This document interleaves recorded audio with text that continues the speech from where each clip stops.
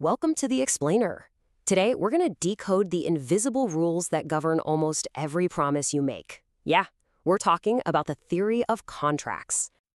I mean, think about it. Whether you're clicking I agree on some website, just buying a coffee, or signing a lease, you're making a binding agreement.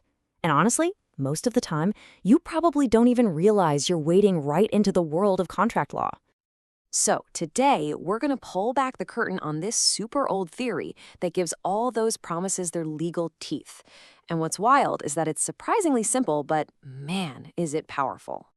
All right, so let's dive right in. What exactly is this foundational idea? Well, it's called the classical theory of contract, and it's basically the bedrock for how we think about all these agreements. You know, at its heart, this whole theory just boils everything down to just two essential ideas.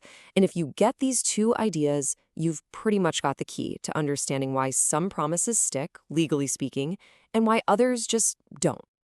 And here's the thing, while it all feels super modern, right? The roots of this theory actually go back centuries. It really started taking shape in the 1700s, and then bam, in the 1800s, it solidified into the legal standard that we still, for the most part, rely on today. So this whole classical theory, it really just rests on these two big pillars. You can think of them like the twin engines that power every single contract. So let's break them down one by one. Okay, pillar number one, what's it all about? Well, it's all about total freedom. The basic idea is that it comes down to your liberty and your choice. The crucial thing to get here is that the power to actually create the agreement, it lies completely with the people making it. The law, at least in this classical view, doesn't step in and dictate the terms for you. What this means for you is that you get to decide who you make a deal with, and you get to decide what the rules of that deal are going to be. Now, sure, modern laws have added some guardrails, right? You can't make a contract to do something illegal, for example. But that core fundamental freedom, that's still the default. It's still the starting point for everything. But, you know, freedom is only half the story. That's where the second pillar comes in, and it's what makes sure every single contract is a two-way street. Because a one-sided promise, that's just not going to cut it. Yeah, a contract can't just be a one-way thing.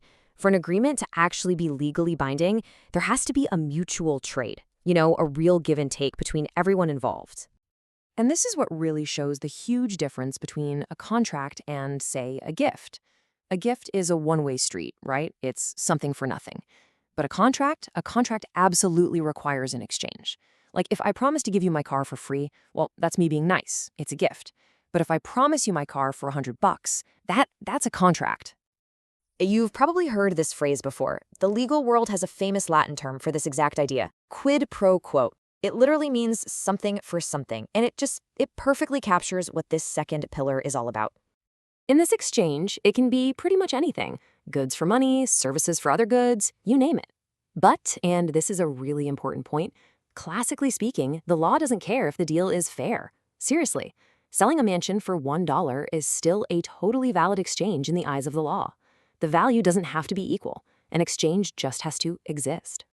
Okay, so a contract needs an exchange between two parties. Makes sense. But what happens when an offer isn't made to just one person, but to the whole world? How does an exchange even work then?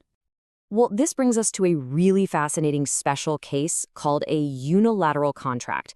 And at first glance, it kind of seems like it breaks our whole two-pillar theory, but it actually just shows how flexible the idea really is. So here's how it works. One person makes a public promise, but the contract isn't accepted by signing on a dotted line or even saying, I agree. Nope. It's accepted through action. The contract is sealed the moment someone out there actually goes and does the thing that was asked. This whole process really shows our two pillars perfectly in action, right? The poster, that's the offer, made with total freedom. And the exchange, our something for something, that happens the second the cat is returned for that promised reward. The deal is sealed, not with words, but with an action. All right, so we've gone through the two pillars. We've even looked at a kind of tricky exception. But what does all this mean? What's the big takeaway for you and me in our daily lives? Well, understanding these ideas, freedom and exchange, it really empowers you.